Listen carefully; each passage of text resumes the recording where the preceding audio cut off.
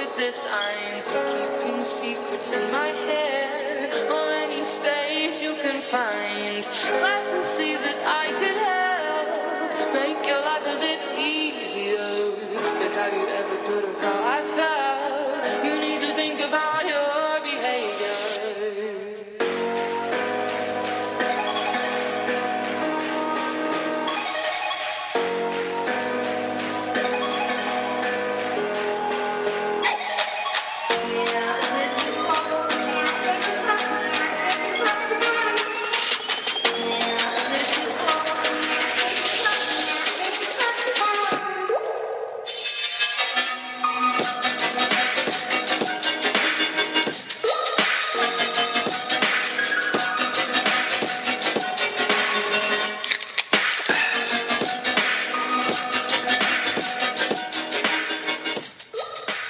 I don't know what to do, but it's Sunday.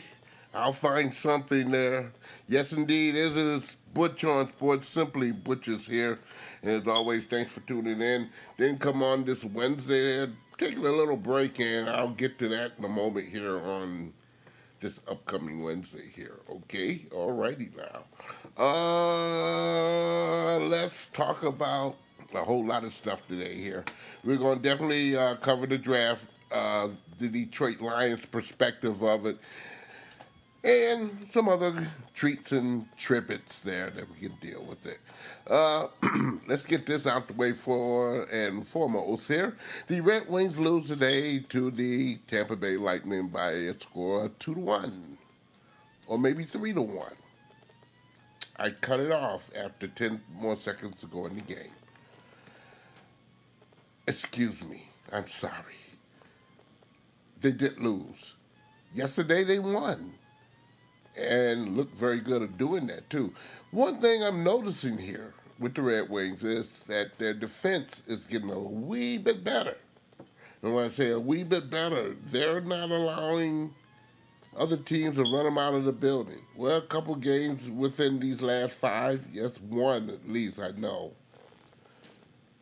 However, after that, they bat down the hatches there. I don't know if people feel sorry for them or they're just getting better as a unit, but I'm seeing improvement in that there. I'm quite sure we'll be talking down the earth about the Red Wings after this season's over. As of this time, you cannot go see the Red Wings no more at Little Caesars Arena. They played their last game of the season today. They'll be on the road for the rest. You can stop bowing your heads now here.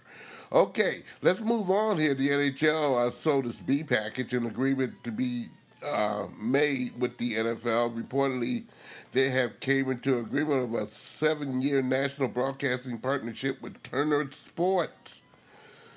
The finalization of this television package was boasted earlier this year when the league returned to ESPN. Now, basically, these are the rules of the game when it comes down to networks going after certain proposals like the NHL or the NFL or the Major League Baseball. I didn't mention the NBA, but I just did here. What happens is they all put up a bid. And if the bid is large enough, when they open up the envelopes and they're supposed to be anonymous, they'll find out the amount of money that a particular station or network want to purchase the package that they're giving away, which this is a long-term agreement here. ESPN has it for 7, and Turner Network has for 7 here, as that's the stakes that the NHL put down in order to participate with this. Apparently, ESPN had the largest bid. Now, for good old-fashioned sakes there are other stations as well can fit in a joint agreement to see more hockey. And Canada does it with their cable stations on a national basis. And in this case, NBC Sports, the cable network, was also part of NBC, which they had a double deuce of that. Now you have a cable representative. Both ESPN will, by the way, you'll be seeing the majority of their games on ABC. at least on the weekends. They will have some on ESPN Point Blank, but they have the rights, they have the might. So you might see a little switch or two, but you'll see more hockey on ABC Network. Ted Turner right now, they have exclusively their package that they'll deal with the NHL, and that has not been announced yet how many days or what particular day they're able to do hockey. And they might do hockey night in America on Saturday or something there. That's something that should have been proposed a long time ago because Saturday's normally the busiest night in the NHL. I just wanted to get that out the way. Congratulations to the Turner Network there. Excuse me. I had to cough that one out there. $225 million for Turner for this particular there. And the value of the particular package can go upward to $1.2 billion. Oh, 1.6. They'll also have the rights to do all the Winter Classics. That's according to ESPN. ESPN's going to give them the Winter Classics. So you can see that always for the next 7 years on cable, the Winter Classic. Let CBS get together with them, which they have been doing in the past. Pistons lose last night. You know I'm getting all the sports out the way here. And so did the Tigers today.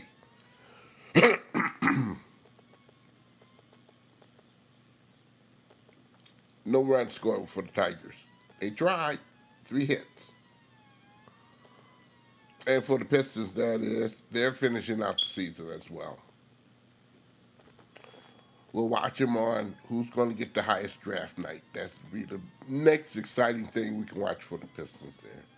They're playing out the streak. Now, let's get to the most important part of this particular podcast here. Yes, this weekend was the NFL draft. And the Lions took everybody by surprise and then some. The prognosticators and the haters, they really lost out on this one here. Especially you was at the gambling ring. No one thought of this. I did mention it a wee bit on particular first-round draft pick on the game this past Wednesday. Of course, you can listen to that on, yes, the Game Sports Show at podbean.com. Yes, that was last Wednesday.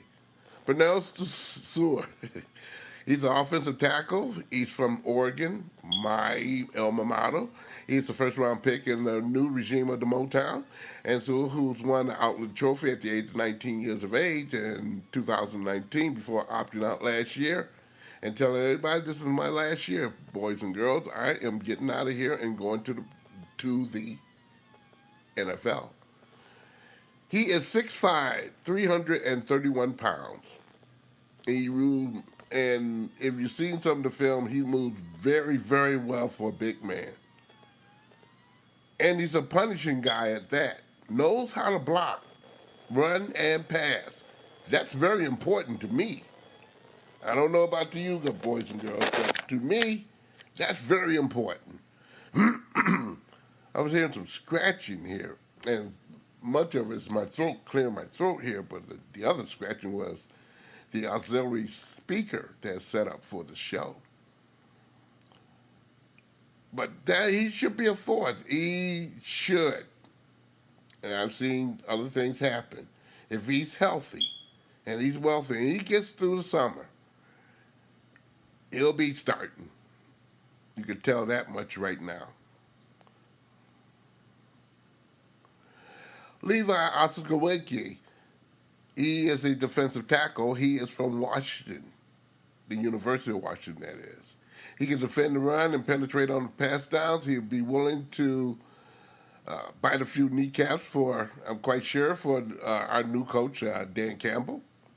He was all Pac-10 in 2019 before he opted out. So these were kids that they already knew were coming out the whitewash. They was not even worried about no senior school unless they go on the off season. He was round 2's pick. Alim McNeill, defensive tackle from North Carolina State. Highly mobile person, and he looked like he's gone mad. Well, some of the film I've seen there, 'cause he looked like he devolves to wreak havoc on people. He's very tough in the trenches there. And he's someone you do need to have consider when you're rebuilding the defensive line, which also needs some pickings there. We didn't have too many successes at getting after our opponent's quarterback. Round 3 also as well. This is a trade from the Rams for compensation for our quarterback, Jared Goff, from Los Angeles, of course. And I hope I don't get this all messed. Ifeatu Melifonwu is his name there. And I'll be told a million times before I get used to hearing it from him. He's a cornerback from Syracuse. He's a nice-sized cornerback, 6'2", 205 pounds. He has a brother in the NFL.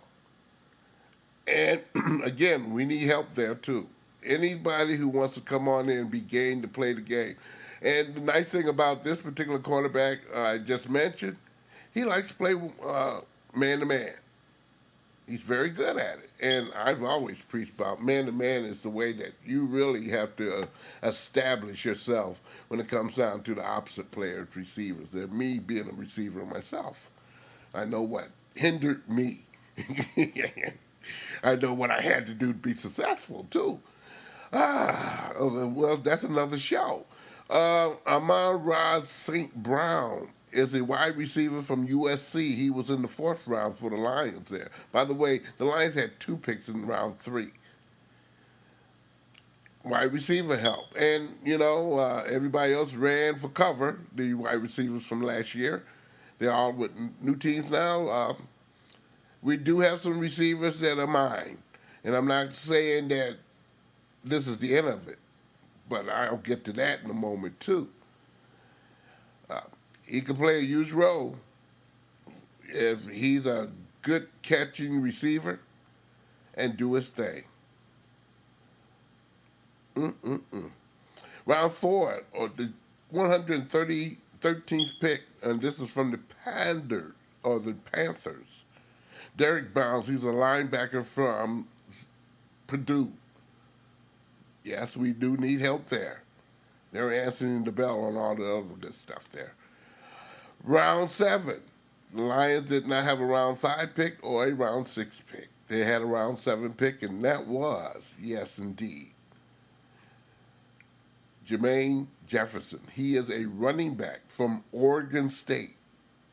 Lions in the first picks from rounds 1 to 7. They got 2 people from Oregon.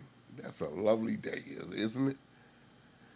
And I've seen Jermaine Jefferson on a couple of games this last fall or winter, whatever you pick. He was pretty doggone good when it comes down to physicality there. He's a very good blocking back, too, as well, in helping the quarterback be protected. And I've seen that a lot from this guy, too. That's going to be huge kind of thing. Hopefully they get back to a halfback and a fullback, and really kind of mix people up because the Lions were very predictable last year. Hopefully this new regime, who's already threatened to knock off kneecaps, will get the job done there. Here's a recap of the picks there. Penei, number 1, he was the 7th pick. Round 2, he was pick number 9. Round 2, Levi, also Rika. Okay, round 3, Emil O'Neill. Okay, he was in round 3. That's a defensive tackle, by the way. And also, Levi was also a defensive tackle as well. A cornerback, Ifeatu Melifonwu, okay? I'm not going to say that again no more time this night here. No, I won't do it. He's round 3. He's a 38 pick, okay? Or pick 38, I would say there. And also, he was the number 101st pick in the draft there. The 112th pick in the draft in round 4, it was as Amon-Ra St. Brown. He's a wide receiver. Number 4 pick again, linebacker Derrick Barnes. He's from Purdue, as I mentioned there. Um, and also, they missed 6 and 5. So round 7, they got running back Jermar Jefferson from Oregon State. That is your recap. Now, I'm not finished with the Lions. Here's a special for you all here. The Lions, after the draft is over, that means anybody else who's not drafted had a great opportunity of having a home. Because now they're treated as rookie free agents, which they can agree with any team they want. And most of them have agents there. So I'm quite sure. No, they couldn't be. But these guys are not drafted. The Lions picked them up. I will read their name and their position there and the school they come from there. They picked up Rasheem Boyd from Arkansas. He's a running back. Running back Derrick Mills from Nebraska. Wide receiver Jonathan Adams Jr. from Arkansas State. Wide receiver Javon McKinley from Notre Dame. Reportedly, he has $100,000 guaranteed to them in order to get him. So he may be a mainstay. We'll look out for him during the summer months there. Wide receiver Say Surran from Wake Forest. Tight end Brock Wright from Notre Dame. Jake Hasselman from Ohio State. He's a tight end. And also the guy, Brock Wright, is also a tight end for Notre Dame. So we're going to get some help there. Tom Cremer, a guard from Notre Dame.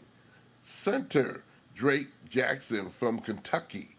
Linebacker, Tavaz Beckert from Marshall. Defensive back, D'Angelo Amos from Virginia. Cornerback Jerry Jacobs from Arkansas, and also cornerback A.J. Parker from Kansas State, who also was reported to receive a $35,000 guarantee. So he must be pretty doggone good and somebody that you need to keep it, and I will be keeping my eyes on. So that's the rundown, and that's the happenings here on the state of Michigan. On the rebound here on what's upcoming here is as a follow there. We will not have a game sports show this upcoming Wednesday night. Okay, so that's not going to happen. And Butch On Sports is going to take a breather too. He will be on next Sunday. He's going to take a breather this week here. And a long, deserving breather here. This has been a very trying 3 weeks. When it comes down to reporting on all the teams with everything going on, finalizing playoff spots in the NHL and the NBA, and a lot of the high school stuff as well there. So it's been a grind for this month because everything's been pushed back because of COVID. Hopefully you out there are thinking, if you're 16 and up, are very basically thinking, and hopefully I'm praying for you guys, get your shots, please. If you're available to get them, get them. I love being able to be around people who have had their shots too, where I'm able to take off my mask and have a conversation like a normal human being and see a smile on people's faces. And we can't do that if you don't have your shots, if you're 16 years old and up. They are checking on the children as we speak. We got to be protective of them as well. So, please, get out there and do your duty. Get a shot, please. By the way, also, this came up to me earlier. When I'm watching the Tigers here, and I mentioned shortly about their lack of run support here. They're starting pitching is pretty doggone skippy. For at least 6, 7 innings, these pitchers perform very well. And I don't know what's jumping off with the hitting thing here, but, we haven't heard from Avila yet. And I'm quite sure he's looking into all this. And I'm quite sure pretty soon we'll hear from him. I will be on the lookout. I give it 10 days. Seriously. I really do. I give it 10 days. Give or take some. Now, that is all for me.